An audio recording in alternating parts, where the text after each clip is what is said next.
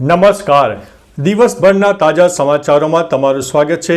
તમારી સાથે હું છું પિનલગીરી ગોસ્વામી. સમાચારો વિસ્તારથી જાણીએ એ પહેલા મહત્વના સમાચારો ઉપર એક નજર. અમેરિકા ભારત વેપાર તણાવ, 25% વધારાનો ટેરિફ લાગુ થશે. મેં ટેરિફથી 4 યુદ્ધ રોક્યા તેવો ટ્રમ્પનો હજુ પણ દાવો સામે આવ્યો છે. રાજ્યમાં 3 દિવસ ભારે વરસાદની આગાહી. ભારતીય નૌકાદળની શક્તિમાં થયો વધારો. ભારતીય દરિયાદીલી પાકિસ્તાનને પૂરનું આપ્યું હતું એલર્ટ. મારો દીકરો સૈયારા કરતાં પણ સારી ફિલ્મ કરી રહ્યો છે.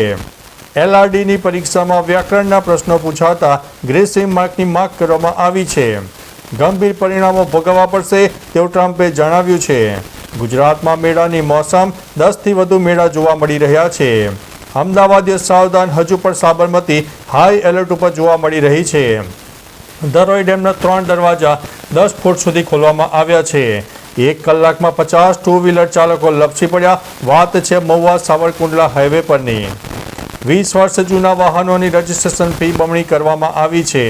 ટ્રમ્પના નવા આદેશ, ધ્વજ સળગાવનારને થશે જેલ અને કેશલેસ જામીન રદ કરવામાં આવી છે. હવે મિત્રો સમાચારો વિસ્તારથી. અમેરિકાના રાષ્ટ્રપતિ ટ્રમ્પે 2 નવા એક્ઝિક્યુટિવ ઓર્ડર ઉપર હસ્તાક્ષર કર્યા છે. પ્રથમ આદેશમાં કેશલેસ જામીન પ્રણાલી રદ કરવામાં આવી છે, જ્યારે બીજા આદેશમાં અમેરિકન ધ્વજ સળગાવનારાઓ સામે સખત કાર્યવાહી કરવાની જોગવાઈ છે. ધ્વજ સળગાવનારને જેલમાં મોકલવામાં આવશે અને જો તે ઇમિગ્રન્ટ હોય તો તેને દેશ નિકાલ કરાશે. અમેરિકામાં ધ્વજ સળગાવવો તે અભિવ્યક્તિ સ્વાતંત્ર્ય છે. મિત્રો, અન્ય મહત્વના સમાચારની વાત કરીએ તો 20 વર્ષ જૂના વાહનોનું રજિસ્ટ્રેશન ફી બમણી. કેન્દ્ર સરકારે 20 વર્ષથી જૂના વાહનોની રજિસ્ટ્રેશન રિન્યુઅલ ફીમાં મોટો વધારો કર્યો છે. હવે લાઇટ મોટર વ્હીકલ માટે 5,000થી વધારીને 10,000, ટુ વ્હીલર માટે 1,000થી વધારીને 2,000 થઈ છે. આયાતી વાહનો માટે 20,000થી લઈને 80,000 સુધીની ફી લાગુ પડશે. સરકારનો ઉદ્દેશ્ય જૂના અને પ્રદૂષણ ફેલાવતા વાહનોને રોડ પરથી દૂર કરીને સ્ક્રેપ નીતિને પ્રોત્સાહન આપવાનો છે. નવા નિયમો 21 ઓગસ્ટ 2025થી અમલમાં આવી ગયા છે. મિત્રો, અન્ય મહત્વના સમાચારની વાત કરીએ તો 1 કલાકમાં 50 ટુ વ્હીલર ચાલકો લપસી પડ્યા. મહુવા સાવરકુંડલા હાઈવે પર ડુંડાસ ચોકડી પાસે રોડ પર નાખેલી માટી કાદવમાં ચીકણી થઈ જતા વાહનોની વણઝાર સર્જાઈ છે.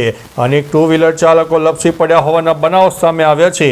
રોડ પર લાંબા સમયથી મોટા ખાડા હોવાથી તંત્રએ માટી નાખીને લેવલિંગ કર્યો, પરંતુ તે ઉપાય ઉલટો પડતા વાહન ચાલકોને ભારે મુશ્કેલી પડી રહી છે. સ્થાનિક લોકોમાં રોષ પણ ફેલાયો છે. મિત્રો, અન્ય મહત્વના સમાચારની વાત કરીએ તો ધરોઈ ડેમના 3 દરવાજા 10 ફૂટ ખોલવામાં આવ્યા છે. મહેસાણાના ધરોઈ ડેમમાં પાણીની સપાટી 617.28 ફૂટ સુધી પહોંચી છે. ડેમના 3 દરવાજા 10 ફૂટ ખોલવામાં આવ્યા છે. હાલ ડેમમાંથી 38,976 ક્યુસેક પાણી છોડાયું છે. અમદાવાદની સાબરમતી નદીમાં પાણી છોડાયું છે. પાણીની આવક 42,681 ક્યુસેક નોંધાઈ છે. ડેમમાં 82.27% ક્ષમતા જેટલું પાણી ભરાયું છે. મિત્રો, અન્ય મહત્વના સમાચારની વાત કરીએ તો અમદાવાદીઓ સાવધાન, હજુ પણ સાબરમતી હાઈ એલર્ટ ઉપર જોવા મળી છે. ઉત્તર ગુજરાતમાં ભારે વરસાદના પગલે ધરોઈ ડેમમાં પાણીની આવક વધતા સાબરમતી નદી હાઈ એલર્ટ ઉપર છે. ધરોઈ ડેમમાંથી પાણી છોડવામાં આવતા હાલ સંત સરોવરમાંથી 96,234 ક્યુસેક અને વાસણા બેરેજમાંથી 94,056 ક્યુસેક પાણી સાબરમતીમાં છોડાઈ રહ્યું છે. નદીનું જળસ્તર વધવાની શક્યતાને પગલે નદી કાંઠાના વિસ્તારોમાં રહેતા લોકોને સાવધાન રહેવા માટે એલર્ટ પણ આપવામાં આવ્યું છે. મિત્રો, અન્ય મહત્વના સમાચારની વાત કરીએ તો ગુજરાતમાં મેળાની મોસમ, 10થી વધુ મેળા જોવા મળી રહ્યા છે. ભાદરવા મહિનાના પ્રારંભ સાથે જ ગુજરાતમાં મેળાની મોસમ શરૂ થઈ ગઈ છે. સુરેન્દ્રનગરમાં તરણેતરનો પ્રખ્યાત મેળો 29મી ઓગસ્ટ સુધી ચાલશે. પહેલેથી 7મી સપ્ટેમ્બર દરમિયાન શક્તિપીઠ અંબાજી ખાતે ભાદરવી પૂનમનો ભવ્ય મેળો યોજાશે, જેમાં લાખો શ્રદ્ધાળુઓ પદયાત્રા કરશે. સહિત સૌરાષ્ટ્ર તેમજ કચ્છમાં અનેક સ્થળે ભાદરવી અમાસ સુધી મેળો યોજાશે. મિત્રો, અન્ય મહત્વના સમાચારની વાત કરીએ તો ગંભીર પરિણામો ભોગવવા પડશે તેવું ટ્રમ્પે જણાવ્યું છે. અમેરિકન રાષ્ટ્રપતિ ડોનાલ્ડ ટ્રમ્પે રશિયા અને યુક્રેન વચ્ચે યુદ્ધ વિરામ માટે ચેતવણી આપી છે.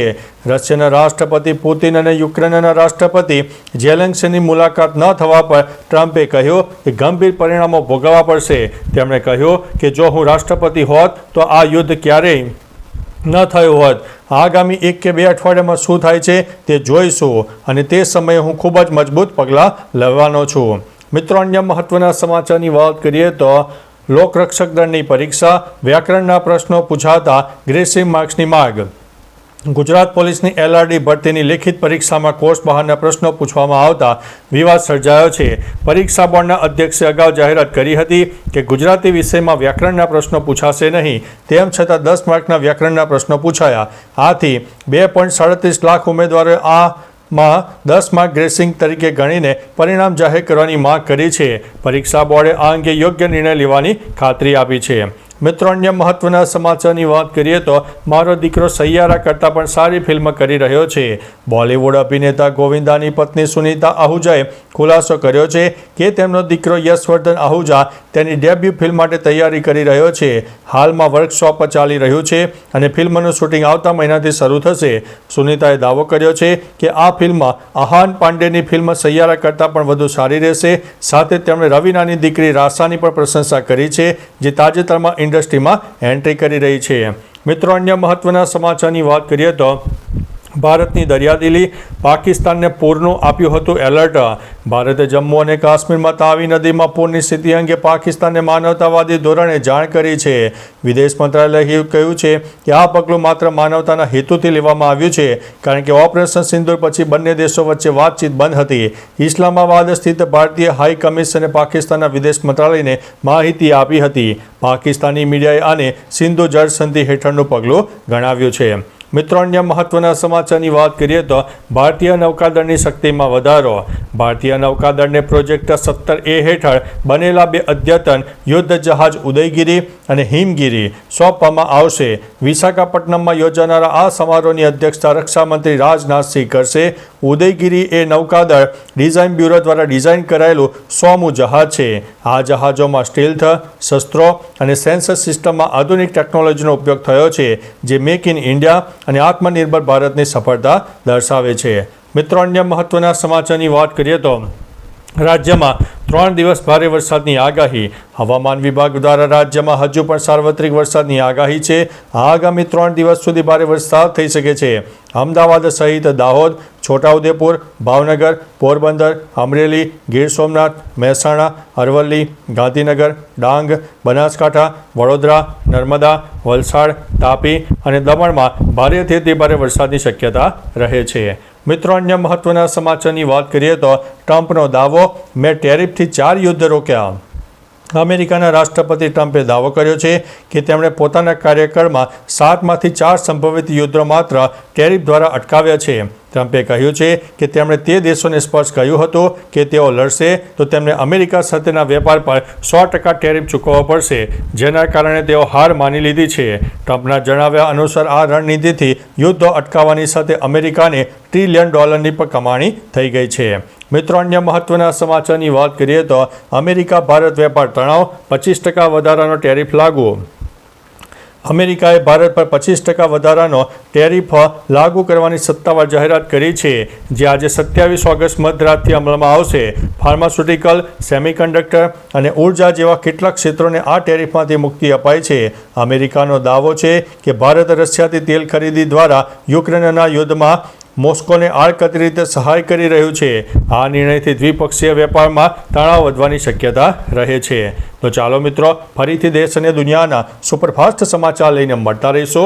ત્યાં સુધી અમને રજા આપશો. નમસ્તે.